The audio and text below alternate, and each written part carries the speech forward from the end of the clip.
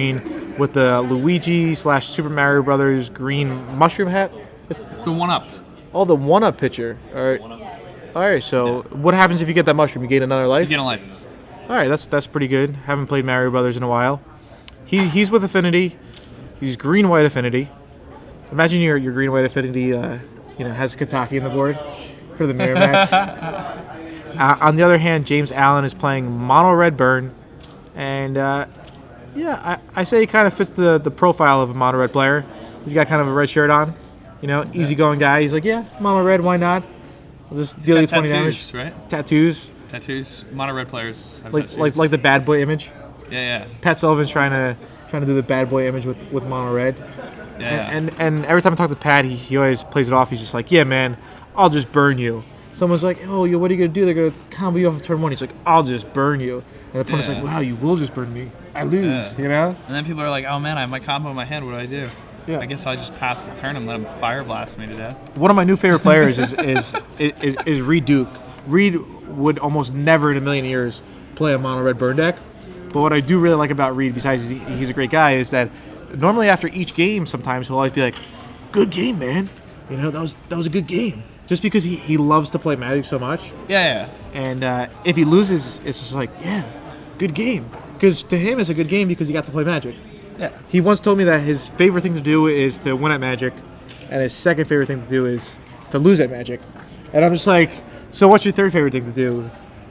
Draw at Magic? And he's like, nah, I hate that. When he plays. So what are you talking about with red decks in Reed Duke? Oh. That even he doesn't like losing to red decks or something? Or? No, just I don't really know. But sometimes I mix my conversation around. Yeah, that's all right. Yeah. I appreciate it. But regardless, James Allen chatting with Anthony. They're saying, hey, good job on this finals. We could probably do some ad-lipping here.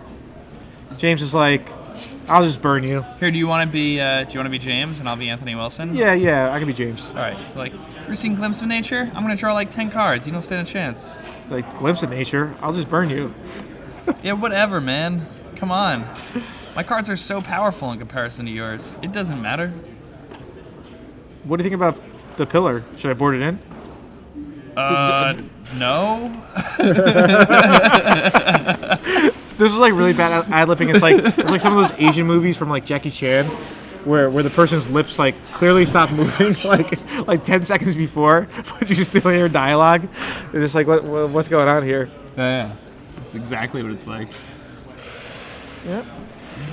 Yeah, and somebody tweeted in Affinity and Burn. I mean, both these decks probably cost $100 or so to make. No dual lands, no anything really, and look, they're in the finals of the SCG Open, so that's something really cool. And with all the money you win, you can buy dual lands. All right, so we don't want to miss anything. Turn 1 Mountain Goblin Guide, and we said we didn't want to miss anything, and we already did. We don't know if he hit or not, but that's fine. Here's a turn 1 Springleaf Drum off of Inkmoth Nexus, and I'm predicting Mono Red's going to win this game. I'm not sure about the match, but turn 1 Goblin Guide and no creature from Anthony at turn 1. It's looking pretty good. That is a Stoneforge Mystic. And Anthony falls to 16 life. So that Goblin Guide already deals 4 damage. That's like a 1 mana better than Lightning Bolt.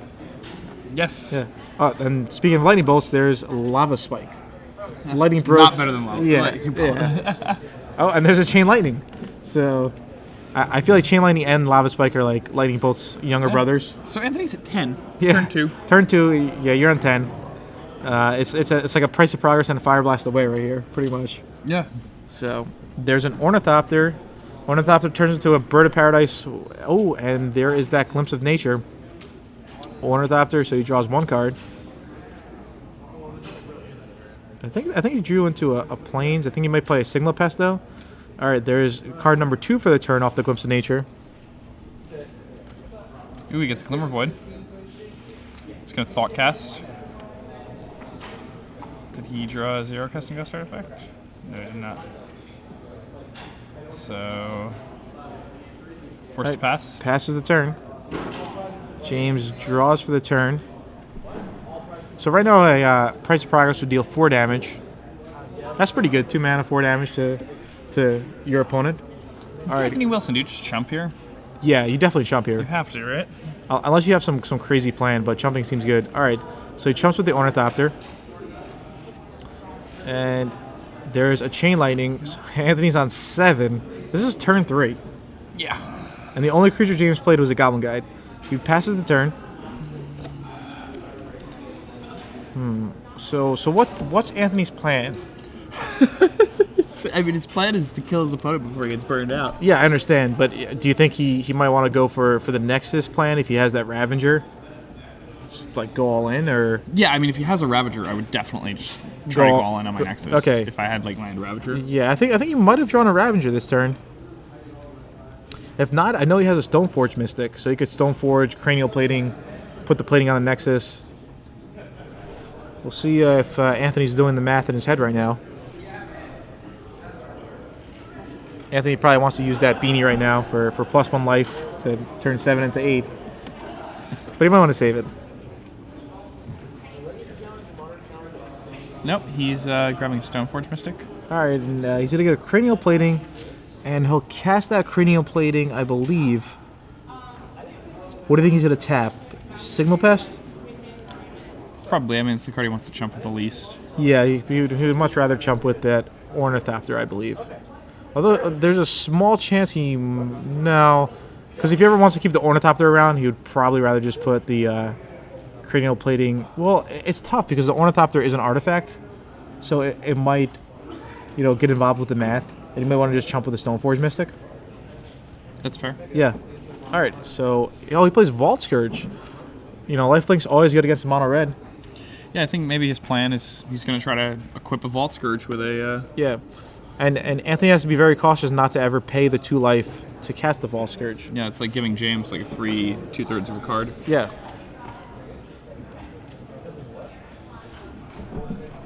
Yeah, 3 more to the dome, as someone tweets in with that Chain Lightning. All right, so James is doing some quick math here. He's thinking, all right, can I kill you?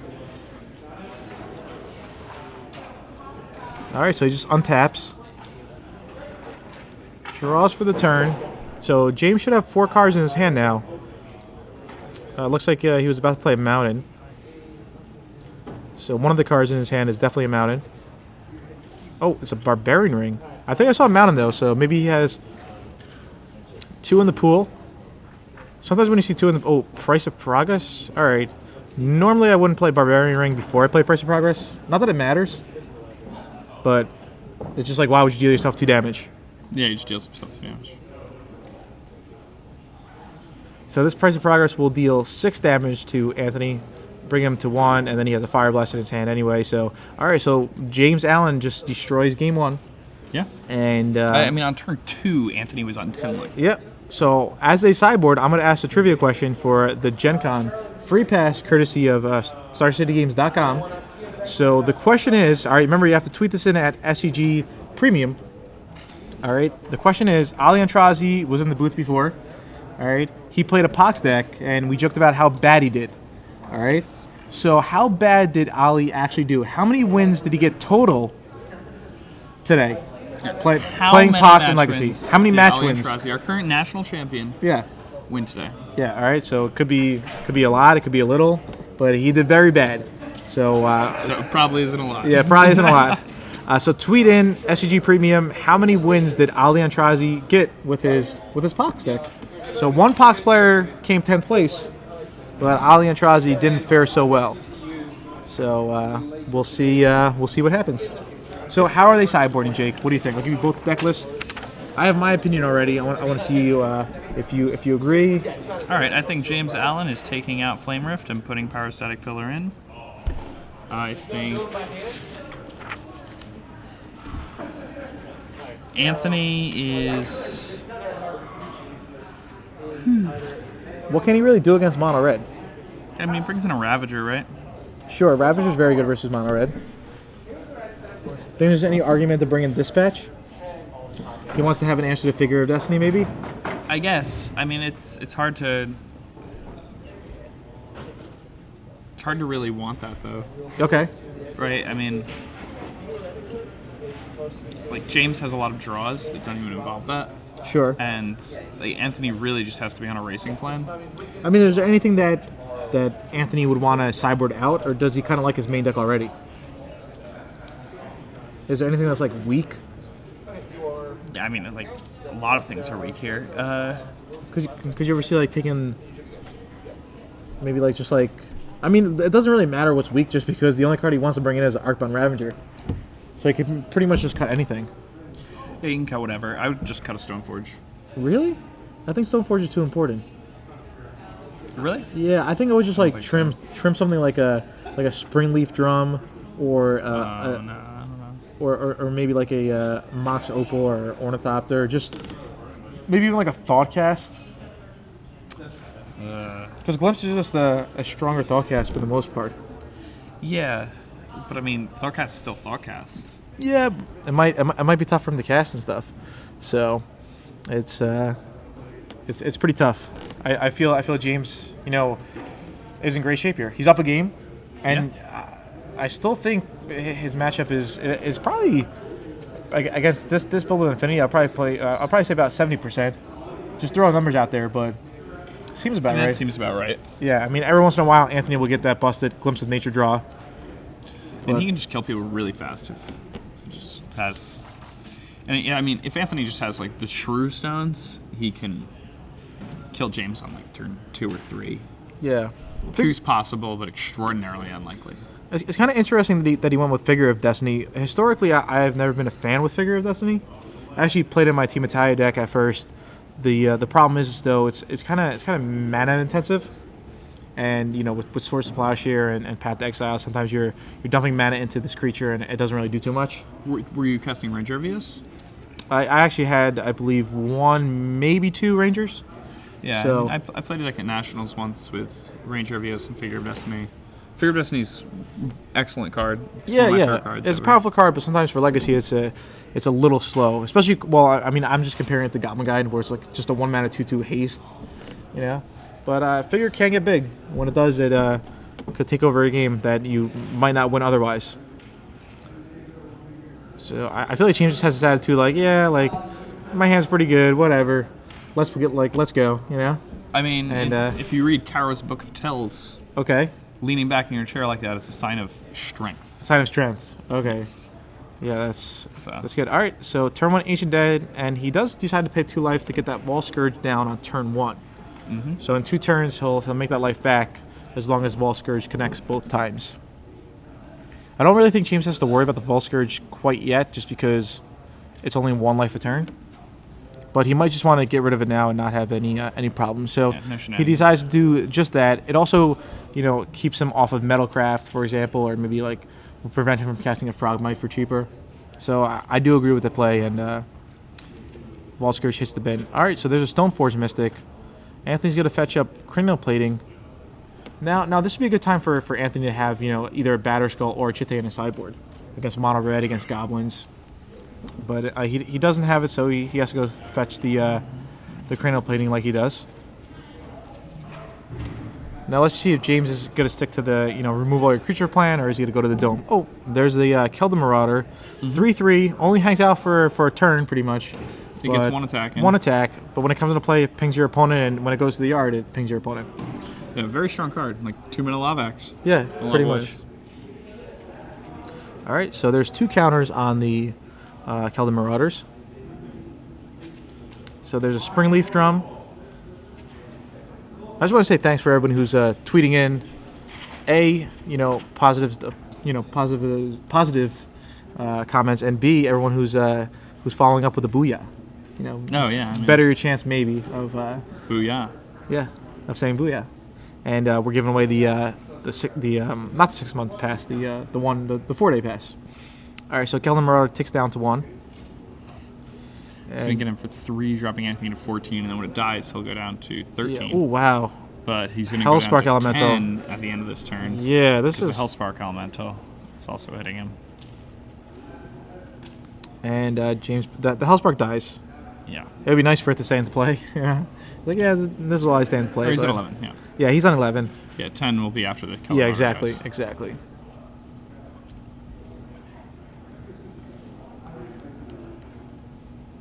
Somebody asked what happens in a case of a draw. For example, say if James does still have Flamer within his deck, they draw, they would just play.